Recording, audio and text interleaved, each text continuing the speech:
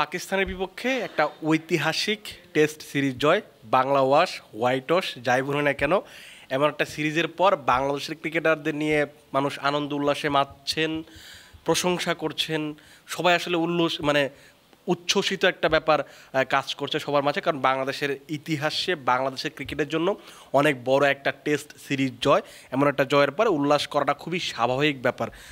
বাংলা যখন উল্লাস করছে, সমর্থকরা যখন উল্লাস করছেন, তখন এই উল্লাসের ফাঁকে আরও একটা প্রশ্ন চাউর হচ্ছে বা জেগে উঠছে, সেটা হচ্ছে যে চান্দিকা হাথুরু সিংয়ের ভবিষ্যৎটা আসলে কি, চান্দিকা হাথুরু সিংকে আদৌ থাকবেন কিনা, তাকে রাখা হবে কিনা, এটা নিয়ে অনেকদিন ধরে আলোচনা চলছিল। সেটা সিরিজ শেষ হওয়ার পর আরও বেশি আলোচনা হচ্ছে। সেই ব্যাপারটা নিয়ে আমরা আলোচনা করবো যে চান্দিকার ভবিষ্যৎ কি, এখন কোন পরিস্থিতি, সেটা নিয়ে আলোচনা করব।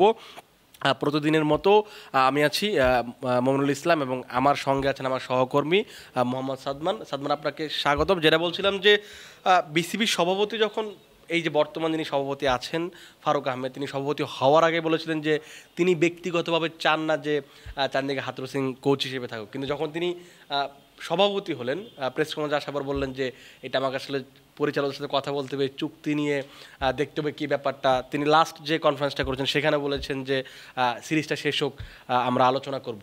এই যে পাকিস্তানের বিপক্ষে 2-0 ব্যবধানে সিরিজ জেতা, তারপরে হাথুরু সিংয়ের ভবিষ্যৎ কোন দিকে যাচ্ছে বলে আপনি মনে করেন? আচ্ছা, আপনি ধরেন যে এই জিনিস যেগুলো বললেন, যে বোর্ড প্রেসিডেন্ট যে যা বলেছে, বা এগুলো সরিয়ে রেখে ক্রিকেটিং সেন্সে যদি আপনি বলেন, তাহলে আপনি কি দেখবেন যে একটা কোচ বাংলাদেশের ক্রিকেটে একটা ইতিহাসের সাক্ষী হওয়া একটা কোচ, যেই কোচের আন্ডারে বাংলাদেশের এতগুলো সাফল্য,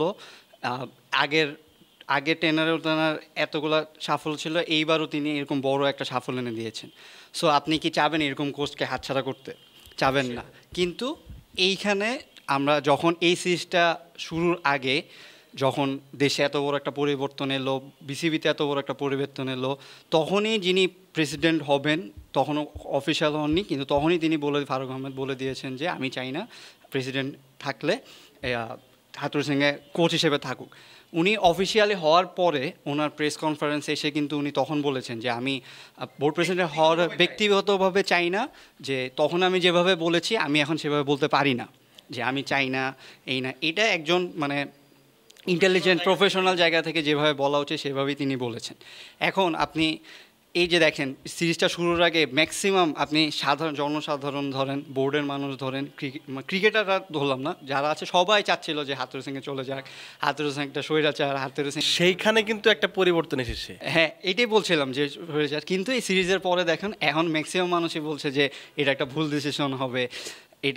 এটা আসলে আমিও মনে করছি যে হয়তো এটা আসলে একটা ভুল ডিসিশন হবে। ওয়ার্ল্ড ক্রিকেটে আসলে এইরকমভাবে আসলে এটা একটা খারাপ ইম্প্যাক্ট পড়বে বাংলাদেশের উপর। বাংলাদেশের এরকম রেকর্ড আরও আছে যে যেখানে বিদেশি কোচদের সাথে বাংলাদেশের চুক্তি শেষ হওয়ার আগে শেষ হয়ে গিয়েছে, যেই জিনিসগুলো আসলে ওয়ার্ল্ড ক্রিকেটে ভালো একটা এক্সাম্পল তৈরি করে না। কারণ ধরেন আপনি এই ধরনের যখন পরিস্থিতি হবে, যেমন আপনি যেটা বলছিলেন, যেমন রাসেল ডমিঙ্গোকে আমরা 2022-এ যখন ভারতের বিপক্ষে আমরা ওয়ানডে সিরিজ জিতলাম, তারপর আমরা তাকে সরিয়ে দিলাম। তার আগে 19 বিশ্বকাপের শেষে আমরা স্টিভ রোডসকে সরিয়ে দিলাম, তাদের চুক্তির মেয়াদ ছিল। এইভাবে যদি চলতে থাকে, বা এখন যদি হাথুরু সিংকে আমরা এই যে 6 মাস এখনও বাকি আছে তাকে যদি সরিয়ে দিই, তাহলে কী হবে যে বিশ্বের বড় বড় যারা কোচ আছেন, বিদেশি কোচ, তারা বাংলাদেশে কাজ করতে চাবেন না, এখনই কিন্তু চান না। কারণ বাংলাদেশ আসলে ওই লেভেলের এখনও দল হয়ে উঠতে পারেনি যেখানে কাজ করবেন।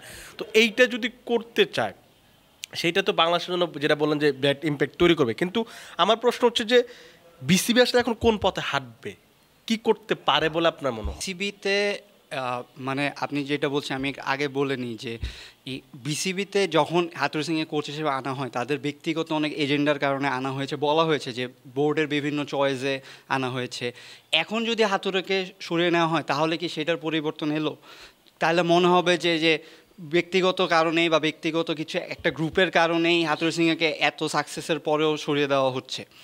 যেই কথাটা আপনি বলছেন যে কি করতে পারে, হাথুরু সিংয়ের সাথে যেসব সমস্যা রয়েছে বিসিবিতে এখন যারা রয়েছে, তারা কিন্তু সবাই জানে যে ওনার কী কী ধরনের প্রবলেম থাকতে পারে, তিনি কমিউনিকেশনে কি কতটুকু গ্যাপ থাকে, বা তার যে একনায়কতন্ত্রের যেই ব্যাপারটা রয়েছে, সেগুলো আসলে সলভ করার জন্য তাকে যদি যেই কয়টা দিন ওনার টার্ম রয়েছে সেই কয়টা দিন রেখে দেওয়া যায়, এর চেয়ে ভালো অপশান মনে হয় না আমি কিছু দেখছি। কারণ হচ্ছে আপনি দেখেন যে আমাদের এই বছরই টানা অনেকগুলো সিরিজ রয়েছে, আর 10-15 দিন পরেই আমাদের হচ্ছে ইন্ডিয়া সিরিজ। সেইখানে আপনি এর আগে যদি এত বড় একটা ডিসিশন নেন, যেটা নিয়ে আসলে কথা হচ্ছে যে হয়তো একটা বোল্ড ডিসিশন আসতে পারে যে হাথুরু সিংকে সরিয়ে দেওয়া হবে, আপনি এর মাঝে তাহলে আপনি কি করবেন? আপনি অ্যাসিস্ট্যান্ট কোচ নিক পোথাস রয়েছেন, তাকে হেড কোচ বানিয়ে দিবেন, বা আপনার কথা হচ্ছে যে দেশীয় কোচ দিয়ে তৈরি করছেন।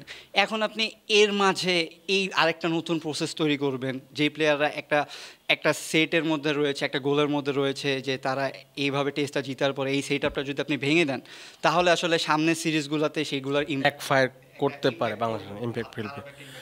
আমার কাছে যে জিনিসটা মনে হয় যে বিসিবির হাতে এখন আসলে দুইটাই অপশন খোলা, মানে দুইটা অপশন মধ্যে বাদ দিবেন নাহলে রাখবেন, কিন্তু আপনি বাদ দিতে গেলে এখনকার যে পরিস্থিতিটা, মানে আপনি যেটা একটু আগে যেটা বললেন যে এখন অনেকেই চাচ্ছেন যেন, আমরা অনেকেই চাচ্ছি যে হাথুরু সিং যেন থাকেন, তাকে যদি এখন বাদ দেয় সেক্ষেত্রে ফারুক আহমেদের সমালোচনার মুখে পড়তে হবে, এটা তো মাস্ট, এইখানে কোনো ব্যাপার নেই। কারণ হচ্ছে সবাই তখন বলবে যে ফারুক আহমেদ ব্যক্তিগত আক্রোশের কারণে হাথুরু সিংকে বাদ পড়তে যাচ্ছেন। আরেকটা উপায় হতে পারে, যেটা আমার কাছে পার্সোনালি মনে হয়, যেটা আপনিও ইঙ্গিত দিলেন, যে যেহেতু আমরা হাথুরু সিংয়ের যে ব্যাপারগুলো জানি, একনায়কতন্ত্র, তার বিহেভ ভালো না, কমিউনিকেশন স্কিল খুবই দুর্বল বলতে মানে কাউকে মানুষ হিসেবে গণ্য করেন না, তারপর তার সতীর্থদের সাথে তার অনেক ঝামেলা আছে, যেটা লাস্ট বিশ্বকাপে দেখেছি, নাসুমকে তিনি থাপ্পড় মেরেছিলেন, এরকম একটা অভিযোগ উঠেছিল। তো আপনি যদি তাকে রাখতে চান, এইরকম এলিগেশন আসলে কিন্তু আপনি যত ভালো কোচই হন, আপনি যত সাফল্যই পান, তখন তো আপনি রাখতে চাইবেন না। এটা কিন্তু একদম মানে খালি চোখে যদি আপনি দেখেন, এটির দিক থেকে কিন্তু বিসিবির এখন যারা সিদ্ধান্ত চাচ্ছেন সেই দিক থেকে কিন্তু ঠিক আছে। কারণ আপনি কখনোই চাইবেন না যে আপনার দেশের ক্রিকেটারকে একজন বিদেশি কোচ এসে অপমান করে যাবে, যাতা করে যাবে, আপনাকে সাফল্য দিচ্ছে বলেই, মানে দুধ দিচ্ছে বলে আমি গরুর লাথি খাবো, ব্যাপারটা তো এরকম না। মানে এইটা হয়তো তারা চিন্তা করছে, কিন্তু এইটা যদি আপনি নিরূপণ করতে চান, সেক্ষেত্রে বিসিবি একটা জিনিস করতে পারে, যেহেতু হাথুরু সিংও বসতে চাচ্ছেন, যদি বসতে চান তার সঙ্গে বসে তিনি ফারুক আহমেদ একটা জিনিস বলতে পারেন যে তুমি এই জিনিসগুলো করতে পারবে, এই জিনিসগুলো করতে পারবে না, আলোচনার মধ্যে সেইটা যদি হয়, সেটা মনে হয় খুব ভালো হতে পারে। হাথুরু সিং হয়তো কিছু না কিছু তো চিন্তা করবেনই। আমরা ফারুক আহমেদকে যতটুকু চিনি, উনি মানে স্ট্রেট ফরওয়ার্ড একজন মানুষ, উনি আসলে দেশের ক্রিকেটটা কোন দিকে ভালো হবে সেটাই দেখবেন। কিন্তু আসলে আশেপাশে এত ধরনের চাপ আসে, ইভেন জার্নালিস্টদের কাছ থেকে আসে, বা সাধারণ মানুষে এত ধরনের কথা থাকে যে সেগুলাতে অনেক সময় ইনফ্লুয়েসড হয়ে যান বোর্ডে, বা হচ্ছে যে সেগুলা তাদের সেই ডিসিশন সেটার উপরে তারা ডিসিশন নেন না। কিন্তু মানে কথা তো হয়, অনেক কথা তাদের ফেস করতে হয়, বিভিন্ন কোশ্চেন, যে কেন এখনও হাথুরু সিং আছে। কিন্তু আসলে যেটা বলছিলাম যে না রাখলেও দোষ হবে, কিন্তু আপনি আসলে প্রফেশনালিজমের দিক থেকে ওয়ার্ল্ড ক্রিকেটে এটা খুবই খারাপ একটা এক্সাম্পল হবে, যে একটা কোচকে আপনি সেকেন্ডবারের মতো নিয়ে এসেছেন, তার সাথে আবার প্রথম টার্মে যেভাবে একটা মানে শেষ হয়ে গিয়েছে, তখন অনেক নেগেটিভ কথা হয়েছে, এখন আবার তার টার্ম শেষ হওয়ার আগেই তাকে শেষ করে দিচ্ছেন। এটা আসলে ওয়ার্ল্ড ক্রিকেটে বড় একটা ইম্প্যাক্ট করবে, ইভেন ক্রিকেটারদের উপরও একটা ইম্প্যাক্ট ফেলতে পারে। এটার জন্য আসলে যে ওই